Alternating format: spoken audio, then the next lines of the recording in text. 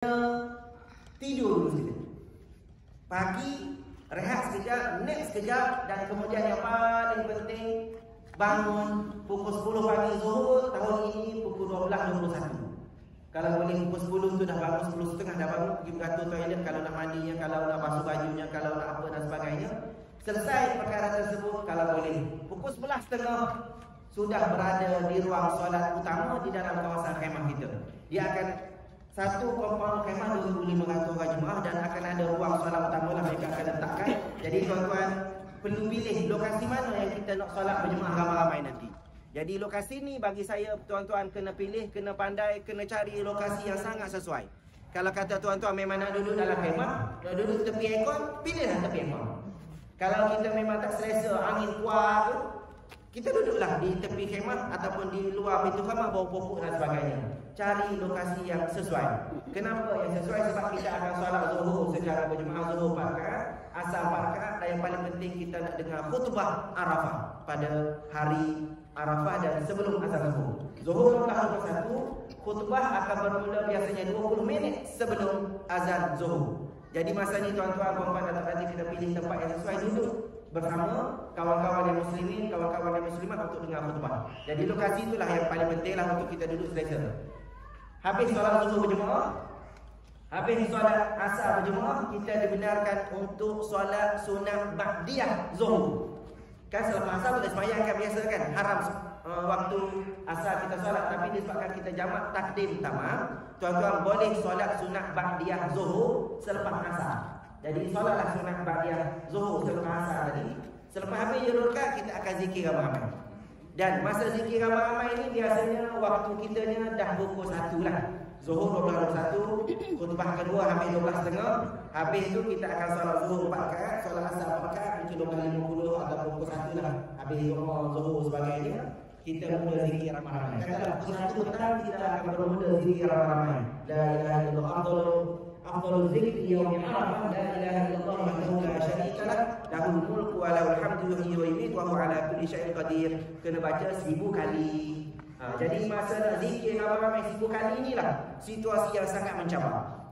Setakat pengalaman saya buat hajinya, masa kita nak cukupkan 1000 kali ini, la ilaha illallah wahdahu la syarika lah, masa kita di Arafah, yang doa yang sama kita lepas solat subuh. Lepas solat subuh, solat maghrib kan kita baca yang imam baca yang 10 kali dulu. Sebelum kita tukar sila kaki kan. Doa yang sama tu, benda yang sama. Baca di Arafah 1000 kali. Jadi apa yang paling penting di sininya, tuan-tuan, puan-puan dan tuan-tuan kena cukupkan 1000 kali.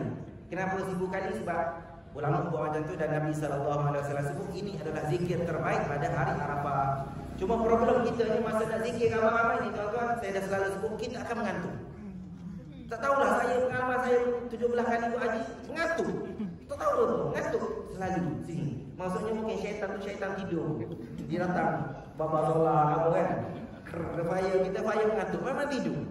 Jadi nak habiskan 1000 kali ni tuan-tuan, kalau boleh. Sebelum tuan-tuan duduk pukul 11.30 tadi tempat nak sembahyang tu, tuan-tuan kena bawa air panas. Bawalah termos air panas ke apa sebagainya, supaya kalau kita nak ambil air panas tu masa kita sembah zuhur tak sempat. Kena ambil awal. Sebab kita duduk tempat tu, kalau masa pukul 1 tu baru nak pergi ambil air panas di dapur, baru nak pergi ambil air kopi dan sebagainya, kita tak sempat. Kalau orang padat nak cari selipar tak jumpa, nak cari kasut tak jumpa, suasana ramai sangat panas pula 49 darjah Celsius, kita habiskan kita kalah sebelum berjuang. Kita tak nak kita tersungkur di pintu syurga. Kita tak nak macam tu. Kita dah berada betul-betul dah pukul 1 ni, kalau boleh situasi kita mengantuk, cabaran tersebut kalau boleh tuan-tuan ambil air panas tu pukul 11 pagi dulu. 11.30 kita dah mula dulu. Pukul 11 pagi tu lepas mandi, lepas apa tu pergi ke dapur, pergi ke paip air panas tu kan dia akan ada air panas banyak, lebih kurang 12 ataupun 20 paip. Kita pusing je tu air panas. Ambil air panas tu siap-siap, letak di tempat kita solat semasa pukul 11.30 pagi supaya kita tak mengantuk. Dan kalau saya, bukan satu termos saya bawa, saya jenis mengantuk. Saya ada macrosleep. Kaki saya lah. Saya pernah kemalangan, kereta hantu saya ni, alhamdulillah. Kereta jangan tu saya, Allah bagi panjang umurnya. Jadi macrosleep saya ni mengganggu saya. Jadi kalau tuan-tuan ada perangai, ada aktiviti ataupun ada masalah macam saya, bawalah termos tu 3 biji. Air kopi janda 1, kopi pisang kucing 1, kopi apa lagi? Kopi yang sahabat kita tu jual Alisa Alifa apa. Kopi yang saya minum dia tu memang tak ngantuk. Pernah saya minum kopi tu pahit tak ada gula. Tapi bagus kan? Hilang ngantuk. Bawa kopi tu minum memang kita tak ngantuk. Habis kita 1000 kali tu insya-Allah kalau minum kopi, katalah minum kopi pun ngantuk juga tuan-tuan. 1000 kali biasanya kita perlukan masa dalam 38 minit ataupun dalam 40 minit nak habiskan 1000 kali ni. 40 minit kita berzikir tuan-tuan. Memang ngantuk, kita tak pernah berzikir 40 kali. Bawa kita 40 minit bawa kita lena kan. Jadi nak habiskan 1000 kali tersebut cabaran yang panjang. Dan kalau katalah minum kopi pun habis 3 cawan kopi pun ngantuk lagi, minum espresso double shot pun ngantuk lagi. Contoh ngantuk juga kan. Ambillah minyak cap apa kau minyak yuri ke letak mata ni. Tak kata kawan tuan-tuan, saya kalau bertugas kita pegang mikrofon. Kita yang pegang mikrofon ni datang syaitan tu kalah kita. Ngantuk juga. Lah sekali kita beli baca apa tak? Jadi situasi ni. Habis zikir ramai-ramai, la ilaha illallah syarikalah, kita akan baca qul huwallahu 100 kali. Lepas tu baca adalah zikir-zikir lain lagi yang dalam buku tu kan. Habis tersebut biasanya dalam masa sejam ataupun sejam setengah. Pukul 1, pukul 2, 2:30 biasanya habis. Okey, habis zikir ramai-ramai. Masa ni tuan-tuan, kita boleh bangun daripada tempat yang kita solat ramai-ramai tadi, kita akan pergi toilet ke, pergi apa dan sebagainya. Dalam situasi yang kedua ni tuan-tuan, kalau boleh lah. Seperti yang Dr. Alia dah bagi taklimat kepada kita itu, kan ditunjuk satu video kan. Kan ada satu video dia tu, dia sejadah dia pergi dengan suami dia tulis nama Dr. Alia, dia letak di tikar dia dan dia tempat siap-siap lokasi tempat dia nak duduk bersama dengan pasangan dia. Jadi masa Arafah ni tuan-tuan, kita ada 360 minit, 6 jam yang sangat mahal dalam hidup kita selama 70 tahun, 60 tahun, 40 tahun ini. 360 minit semasa hari Arafah adalah waktu perdana, waktu yang sangat mahal dalam dunia ni. Kenapa mahal? Nabi SAW sebut, sesiapa wukuf di Arafah, Allah akan aqtahu minan nar. Allah akan bebaskan diri dia daripada api neraka. Jadi kita nak kita baca 1000 kali zikir, kita baca Allah 100 kali dan sebagainya. Kita nak kita yang duduk hari Arafah ini, diri kita, diri pasangan kita, isteri kita, suami kita dan sebagainya bebas daripada api neraka. Jadi tujuan kita datang Arafah ni supaya kita selamat daripada api neraka lah. Jadi caranya macam tadi, 360 minit, gunakan masa tersebut sebaik mungkin. Selesai yang fasa pertama, zikir ramai-ramai. Yang fasa kedua ni kita akan duduk dengan pasangan. Jadi nasihat saya sebut yang contoh Dr. Alia tadi, tuan-tuan sampai semalam 8 Zulhijjah lagi kan. Bila 8 Zulhijjah yang kita sampai semalam, tuan-tuan dah pusing dah dalam kawasan kampung khemah kita ni, cari tempat yang sesuai yang kita nak duduk esoknya. Bila sekarang ni lah pukul 3.30 petang. Di manakah tempat yang kita nak duduk dengan pasangan kita pukul 3.30 minit esok hari ni. Jadi macam Dr. Alia tu dia dah tulis nama A4 siap-siap. Dia letak bila dia kata. Mungkin ada kalangan kita tanya. Dia letak pagi. Pagi tadi katalah sekarang pukul 3.30 petang kan habis zikir ramai-ramai. Dia dah letak lokasi tempat tikar dia tadi pagi tadi. Jadi tuan-tuan kalau boleh hari Arafah nanti tikar yang tuan-tuan ada letak tempat nak duduk nanti tulis nama siap-siap. Letak batu ke letak apa tak nak bagi kita terbang dan sebagainya. Supaya tempat itu di belakang pokok membelang tu, di belakang pokok moringa yang ada di Arafah tu, itu adalah tempat untuk duduk. Supaya kita selesa berdoa dan pasangan kita. Jadi yang fasa kedua ini daripada 3.30 sampai 5.30 kita akan duduk dengan pasangan. Dan biasanya pihak tabung haji tak arahkan apa-apa pun. Jadi kita sendirilah. Kita sendiri lepas habis doa ramai-ramai dengan jemaah, dengan ustaz yang telah dilantik tersebut, kita bangun ke pasangan kita, kalau nak pergi toilet, kalau nak pergi makan Maggi dan sebagainya. Kita duduk dengan pasangan kita di tempat yang telah dikhaskan tadi.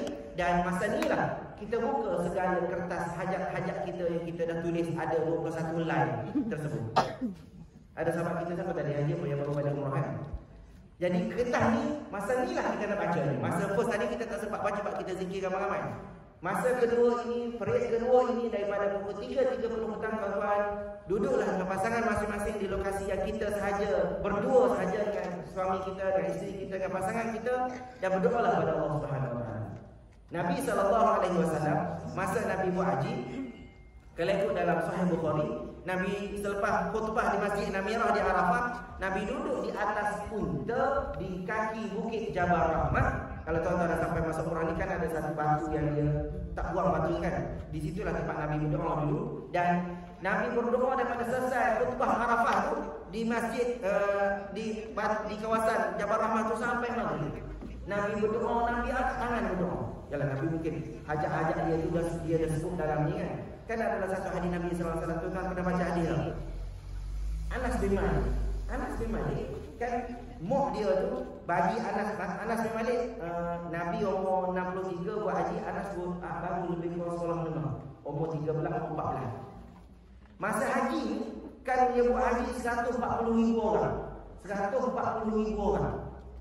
Nabi SAW bila balik Madinah, Nabi tanya mak Anas, ibu pada Anas ni, wahai siapa nama mak Anas? Katakan nama. Mudahnya mak Anas. Nabi, poin saya ni Nabi tahu dan Nabi doa seorang-seorang kepada sahabat-sahabat Nabi 140,000. Kenapa? Nabi cari mak Anas. Kenapa mama Anas ni tidak ada di Arafah semasa hari wukuf tersebut? Bila balik ke Madinah, Nabi tanya, wahai Anas, kenapa mak kau tak datang? Nabi pergi tanya, kenapa mama Anas, kenapa kau tak pergi haji? Apa jawaban mama Anas? Dalam hadisnya, dikatakan suaminya itu Abu Talha, kami ada dua kenderaan, dua unta tadi. Satu unta untuk kenderaan, satu unta untuk bajak tanah di kebun kurma dan sebagainya. Jadi unta ni suami dia dah bawa pergi haji dengan anak dia. Jadi dia tak boleh pergi haji. Jadi Nabi SAW sepanjang 360 minit tu Nabi cari seorang-seorang sahabat, dan bagi saya ni dalam apa kesimpulan saya boleh buat dalam hadis tersebut, Nabi doa seorang-seorang kepada sahabat-sahabat ini yang ada 140,000. Jadi kalau boleh tuan-tuan, bila kita berada dalam fasa kedua nanti, kalau boleh tuan-tuan dalam senarai doa 21 live A4 sebut semua nama Iman, nama Tuhan, nama Nasi, sebut semua. Kalau nama anak kita tu memang kita sebut dah, nama adik-adik kita, nama saudara kita kan. Nabi SAW dia boleh perasan seorang tak cukup, mak anak ni tak pergi haji. Jadi kalau boleh dalam senarai helai 21 helai doa kita yang fasa kedua ni, tulis seorang-seorang, tulis ekor-ekor namanya, tak payah belakang kita punya lah. Tuh. 2 juta seorang yang tak payah ni minta ni yang scammer tu telefon. Contoh scammer yang minta kita kan, tulis senarai nama seorang, sebut nombor telefon ni. Kawan ni biarlah dia bertaubat, biarlah dia dapat hidayah dan sebagainya lah. Okey, katalah yang fasa kedua ni, doa dengan pasangan kita ni, saya selalu sebut kita tak mengantuk dalam masa ni, sebab yang mengantuk masa lepas zuhur tadi je. Masa yang kedua ni kita tak sempat nak habiskan senarai hajat kita ni. Sebab apa? Sebab kita duduk bersembah, duduk berbual. Memang kita duduk, katalah kita duduk belakang pokok ni kan sekarang pokok moringa tu dah besar-besar ada. Katalah kita duduk di kaki pokok moringa kan. Tak ada orang dah, kita berdua je. Tiba-tiba ada lah datang seorang lalu bawa Maggi. Kita pun tanya, ambil kat mana Maggi? Ambil kat mana Maggi tu dia jadi panjang cerita. Tadi aku jadi saya balas kita sempat baca doa. Jadi kalau boleh fasa kedua ni tuan-tuan, hindarkan diri kita daripada berbual kosong. Jangan berbual. Kalau kata nak mula perbualan, skipkan tu. Pandai-pandailah tuan nak skip macam mana tu, pandai-pandai kebanyakan masing-masing. Memang akan ada ujian datang tiba-tiba ketua teranggo dah tu datang sembangan kita, tak pernah lagi datang sembangan kita. Masa ni lah dia pula datang hidup kan betul. Contoh. Jadi dia pula datang masa ni, ada masalah apa, cukup ke tuan bayar 95,000 kan. Kau hati tak dengan perkhidmatan kita 95,000. Kita datang masa ni pula tanya kan. Payah. Kita jawab masalah lain. Apa Datuk? Saya rasa semua okey, alhamdulillah. Nanti saya tulis surat bagi kat Datuk. Contohnya lah. Jadi gunakan masa yang 60 minit ini sebaik mungkin. Jangan kita dalam situasi inilah. Okey. Yang kedua, semasa yang fasa kedua ni, satu lagi isu, kita memang situasi sangat panas. Tahun ni 49 darjah Celsius. Kali fokus lah. Situasi sangat panas. Situasi dalam keadaan kita duduk dalam kemah, katalah contoh blackout. Situasi blackout ni ada di laut. Katalah kita tak selesa dalam kemah, duduk kat luar dan sebagainya. Saya nak kata satu saja. Kita orang lelaki, kan kat era kita ni kita boleh buang, boleh ni. Jaga aurat. Semasa di Arafah, jagalah aurat kita sebab mungkin. Ya betul, kita duduk dengan pasangan kita, boleh buka lah. Kita lelaki ni kan belah atas kan. Isteri kita lagi lah panas. Sebab dia memang kena pakai tudung, kena pakai stokin apa kan. Kita orang lelaki situasi di Arafah yang berlaku biasanya, kadang-kadang bila bawah kita ni. Faham kan? Kita pakai selamba je, bawah pusat. Kadang-kadang telur deh tu nampak bulu. Tidak mah, sebut. Memang ada berlaku tuan-tuan. Dia tak cana benda tu. dah lah pergi Mekah kumpul dulu kan. Tiba-tiba di Arafah tu situasinya Allah, kita pernah sebut. Tapi ada mungkin dia pun dah berumur anak dia mungkin dia bersituasi tak pernah jaga benda tu kan. Jadi berlaku situasi tersebut. Jadi saya nak pesan siap-siap, jangan malu orang KL lah. Bagi orang Lampung Utara dalam Kelantan macam tu kan. Kita orang KL ni mesti kan. Contoh lah, minta maaf. Situasi yang boleh berlaku, kau boleh ada berlaku. Jadi di Arafah tu kita duduk pasangan, jaga orang kita yang lelaki yang muslimat. Alhamdulillah kita yang muslimin ni buka belah atas lah, sekali nampak pusat lah, sekali nampak apa, mengganggu situasi orang lain. Kita tak apa ke pasangan kita kan. Okey, selesai perkara tersebut. Habis fasa kedua,